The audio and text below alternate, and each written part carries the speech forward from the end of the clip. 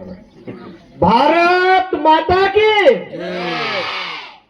और जोर से भारत माता की તમારા કરતા મારો અવાજ મોટો છે હજી પણ હજી જોશથી ભારત માતા કી વંદે વંદે વિચાર કરો કે માત્ર છોકરાઓના માટે જ ભારત માતા કી જય વાલીઓમાંથી કોઈ નથી બોલતા મહેમાનોય નથી બોલતા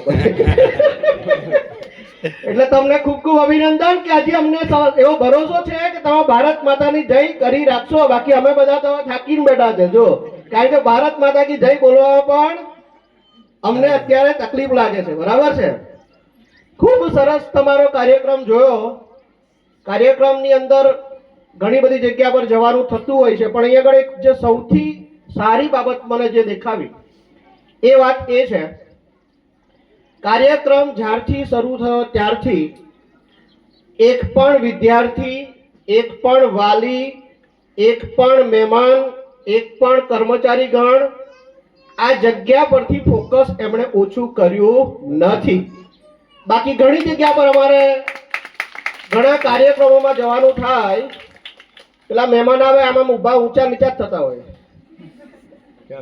ક્યારે જવું મારે બીજા 10 કામ છે વાલીઓ આવતા હોય તો જાણે ઉપકાર કરવા આવતા હોય એમ જ આવે આ તો તમે બોલાવ્યા છે એટલે આવે બાકી અમારે 10 કામો છે બરાબર છે સાચી વાત છે કે ખોટી વાત છે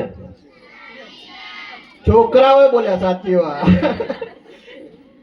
આજે 15મી ઓગસ્ટ સ્વતંત્રતા દિન નિમિત્તે જનજતન સર્વાંગી વિકાસ ચેરિટેબલ ટ્રસ્ટ એમાં મને મુખ્ય મહેમાન તરીકે ક્યારના બોલે છે મુખ્ય મહેમાન પણ ખરેખર એના હું કઈ મુખ્ય મહેમાન જેવું છે નહીં આ મારો પરિવાર છે આ સંસ્થાની શરૂઆત એટલે કે અત્યારે છે ને આપણને ઘણી વખત પાયાની ઈંટો દેખાતી હોતી નથી અથવા તો ગિરધરભાઈ કે ભાઈ રૂકૈયા મેડમ અથવા તો કિંતાબેન કે એમના સ્ટાફને શું તકલીફ છે એ આપણને ખબર પડતી નથી આપણને તો એ જ ખબર પડે કે એક સરસ બિલ્ડિંગ ઊભું થઈ ગયું પહેલા ગિરધરભાઈ અહીંયા હતા અત્યારે તો બહુ સરસ છે પણ આજની તારીખે પણ એમની કેટલી તકલીફો હોય અને એ તકલીફોમાં આપણે બધા કેવી રીતે એમને સહકાર આપીએ મેં તો આજે મારા ગઈકાલે રાત્રે જ દાખલા કે એમણે ઘણા વખતથી મને કીધું સાહેબ આ વખતે જગદીશભાઈ તમારે 15 ઓગસ્ટ આવવાનું જ છે પણ મારે પણ થોડું બરોડાથી છે આવવાનું હોય એટલે થોડું ઘણી વખત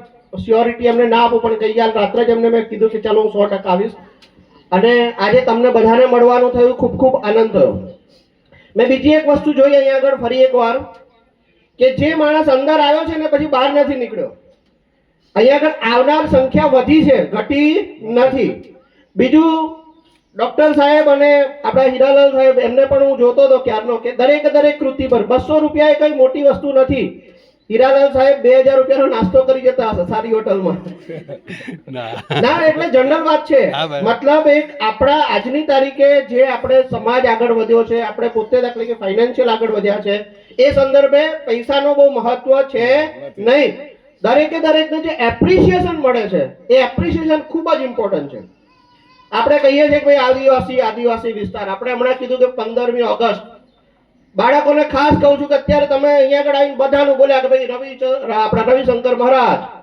સુભાષચંદ્ર બોઝ ગાંધીજી જવાહરલાલ નહેરુ ઇન્દિરા ગાંધી કેટલા બધાના નામો બોલ્યા એવું નામ આપણું બોલાય એવું કંઈક કરવું છે કે નહીં મારે હા કે નાનો જવાબ જોઈએ છે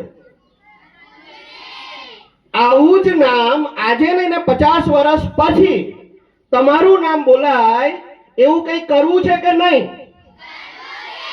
ગિરધરભાઈને પૂછું છું ગિરધરભાઈ તમારી એવી ઈચ્છા ખરી કે નહીં તમારું આવું નામ બોલાય હા કે ના બોલવાની હિંમત નહીં રાખતા આપણે તો કેમ કારણ કે જાહેરમાં પાછું જો આવું કહી દીધું કે ભાઈ જો હું તો આવું કરીશ તો પછી કામ કરવું પડે કહેવાનો મતલબ એવો છે કે 15મી ઓગસ્ટ આપણે તો અત્યારે 78 વર્ષ થઈ ગયા આપણે સ્વતંત્રતા દિવસ પછી તેમ છતાં પણ આપણે અહીંયા આગળ અત્યારે જે બેઠા છે અલગ વાતો કરીએ છીએ અહીંથી બહાર જઈશું ત્યારે અલગ વાતો કરીશું ભારતમાં તો આવું છે ને તેવું છે ને ફલાણું છે ને ઢીકણું છે ને ઘણા બધી વસ્તુઓ કહીશું તકલીફો દરેક જગ્યા પર હોય છે કોઈને મોટી હોય છે કોઈને નાની હોય છે પણ એ તકલીફોમાંથી સમસ્યાઓમાંથી જે સમાધાન કરીને આગળ વધે છે એ જ દેશ એ જ વ્યક્તિ એ જ ખંડ, એ જ સમાજ આગળ આવે છે. આદિવાસી સમાજ માટે મારું તો હું પોતે મારે ગિરધરભાઈ ને લોકો ઓળખે છે, મને આખા ગુજરાતમાં લગભગ 4,000 એનજીઓ સાથે ડાયરેક્ટ ઇનડાયરેક્ટ હું કનેક્ટેડ છું. અને ઘણા બધાનું અમે લોકો એવું છે કે અમે એનજીઓ ને પહેલા એવું પૂછીએ કે તમારી પ્રોબ્લેમ શું છે, કારણ કે તમારી વાહ તો બધા કરે છે ને કરે છે, પણ પ્રોબ્લેમ શું છે? તો એ જ્યારે સમગ્ર ગુજરાતની અંદર આપણે ફરીએ છીએ, આદિવાસી વિસ્તારમાં ઘણું બધું મારે ફરવાનું થાય છે. આદિવાસી સંસ્કૃતિમાંથી એક જોરદાર વસ્તુ છે, અને તે જોરદાર વસ્તુ એ છે કે આદિવાસી આપણે કહીએ છીએ કે આપણે પ્રકૃતિ પૂજક છે. પ્રકૃતિ પૂજક છે તો પ્રકૃતિમાં શું આવે છે? પ્રકૃતિની અંદર એક વસ્તુ આવે છે, અનેક આપણ એકલો. પ્રકૃતિમાં ફરી એકવાર આપણને હવા આટલી જ જોઈએ છે ભાઈ. કુદરત કેટલી બધી આપે છે આપણને. આપણે હવાના દરિયામાં મૂકી દીધા છે. આપણને હવાના દરિયામાં તારાથી જેટલી હવા લેવાય એટલી લઈ લે, તારી તાકાત, જેટલું તારે ઊંડો શ્વાસ લેવો હોય લઈ શકે. એના બદલે આપણે ત્યાં શું હોય એમ કહો મને. ચલો, આપણે જે અત્યારે માણસ તરીકે આપણે આપણી જે આ પ્રકૃતિ જે છે, કુદરતની જે પ્રકૃતિ છે, પાણી, નદી એવું કે આ ગામમાં તો મારે આટલા જ લીટર આપવાનું એવું કહે છે કે આ ગામમાં તો 500 ની જ વસ્તુ છે, તો મારે થોડુંક જ પાણી આપવું જોઈએ. નદી એની પોતાની રીતે વયા કરે છે. દરેક જગ્યા પર તમે જુઓ કે ભાઈ અનાજ તમે એક દાણો વાવો છો, અનેક દાણા કુદરત આપણને ધરતીમાં આપણને આપે છે. અહીંયા પણ એવું છે, આપણે ભારત માતા કી જય બોલ્યા, બાળકોને બહુ સારું બોલ્યા, પણ હું ગિરધરભાઈ અને એમની સમગ્ર ટીમને એક બાબતે ખૂબ અભિનંદન આપવા માંગુ છું. અને મેં હમણાં ગિરધરભાઈને કીધું, ગિરધરભાઈ હાર નહીં બોલ્યા, પણ ખરેખર એક નાના લેવલમાં આપણે દાખલા તરીકે જ્યારે રામ સેતુની વાત હતી, તો રામ સેતુની અંદર એવું છે કે ઘણા બધા લોકોએ રામ સેતુ બાંધવા માટે પોતાની મહેનત આપતા હતા, પોતાનું મનોબળ આપતા હતા, પણ એ ખિસકોલીનું વાત પણ તમને યાદ હશે. તો ગિરધરભાઈ પણ આ સમાજ માટે, આ દેશ માટે એક નાનું કામ તો કરી જ રહ્યા છે. કારણ કે એક દીકરી હોય છે, મારી આ એક દીકરી છે, ડોક્ટર બને છે, અત્યારે બની ગઈ છે, હું સમજીને ચાલો ને છેલ્લે. ગઈકાલે રાત્રે વેકેશનમાં 3 મહિને એક વખત અમારે ત્યાં આવતી હોય છે, તોય રાત્રે આવી મને કે ના મારે પણ આવવું છે. દાદરા નગર હવેલી, છોકરાઓને એક વાત કહું કે તમે તો બહુ ઓછી તકલીફમાં છો. હમણાં જ મારે એક દાદરા નગર હવેલી જવાનું થયું. ત્યાં દૂધની કરીને ગામ છે, દૂધની ગામ છે, તમે કદાચ જોયું હશે અથવા તો ત્યાં 11-12 સાયન્સ નથી. ત્યાંના છોકરાઓ સેલવાસા આવે છે, સેલવાસા. તો દૂધલી ગામથી સાહેબ 8 કિલોમીટર ચાલીને સવારે 3 વાગે ઉઠે છે લોકો. સવારે કેટલા વાગે ઉઠે છે? 3 વાગે ગામમાં ચાલીને આવે છે, ત્યાંથી બસ પકડે છે, સવારે 6:30 એ લોકો સેલવાસા આવે છે. આખો સમાજ પેલું બોટિંગમાં એવી રીતે આવીને કરી જતું હોય છે, બરાબર છે.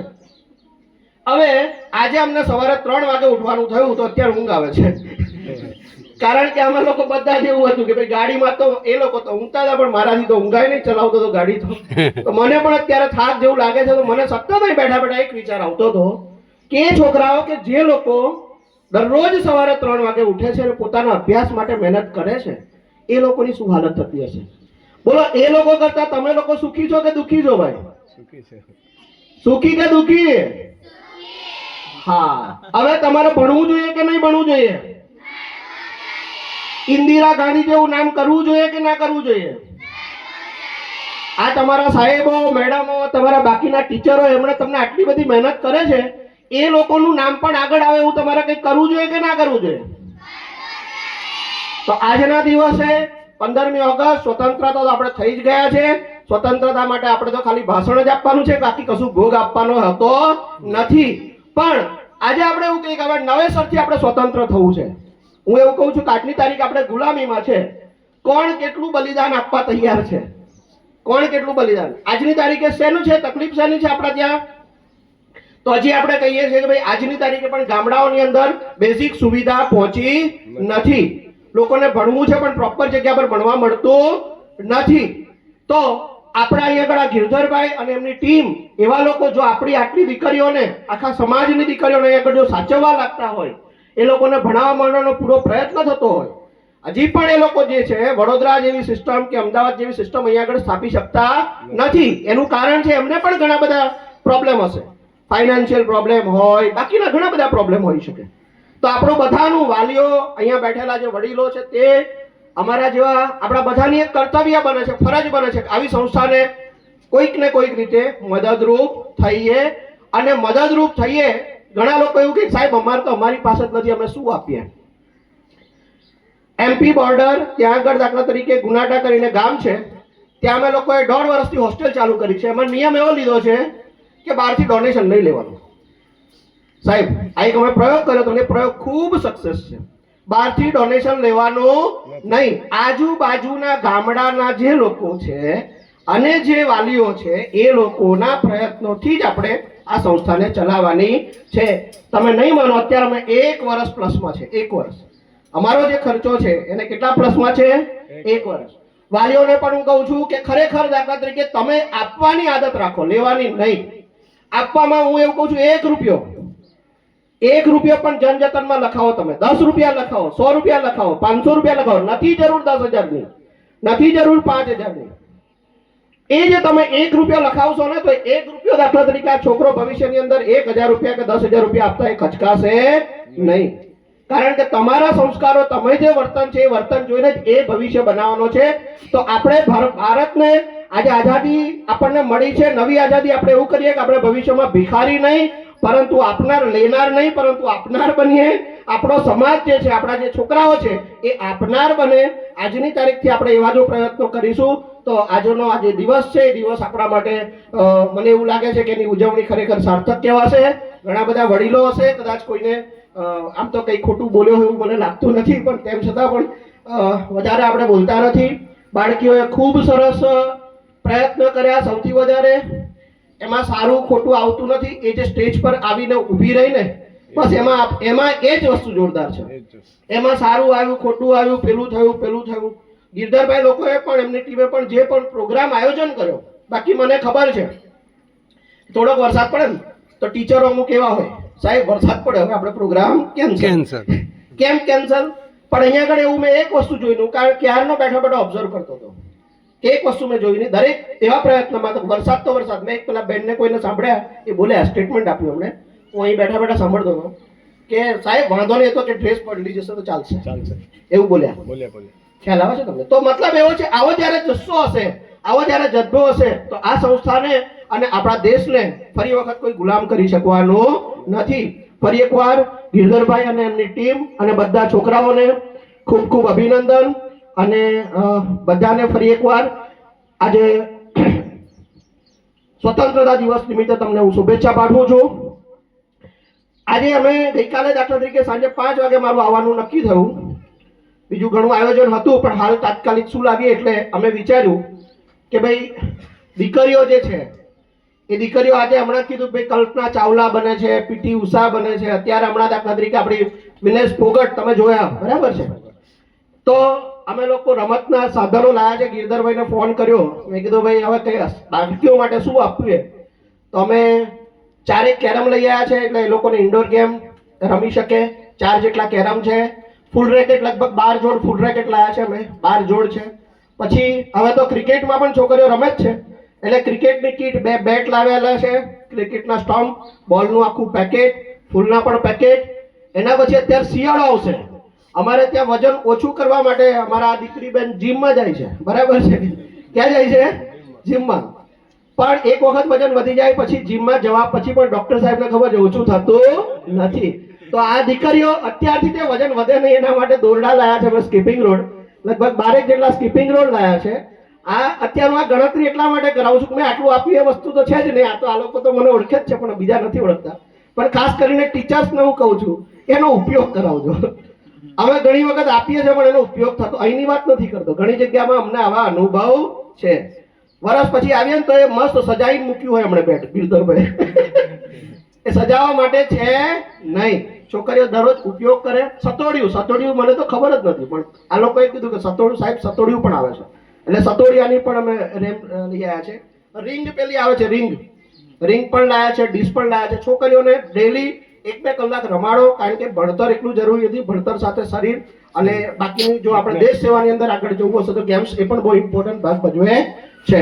તો અમારો એક સિરસ્તો રહ્યો છે પાછો, છોકરીઓને જ્યારે પણ આવીએ કંઈક ને કંઈક મીઠું મોઢું કરાવવાનું. એટલે કાલે અમે તો બિસ્કિટ કયા લેવા એના એમાં આવી ગયા. એટલે હું પેલા આ સાહેબે કીધું ત્યાંથી બિસ્કિટના પેકેટ લઈને હું ગભરાઈ ગયો કે હું લાવ્યો તો નથી લાવ્યો. એટલે ઓરિયો લઈ આવ્યા.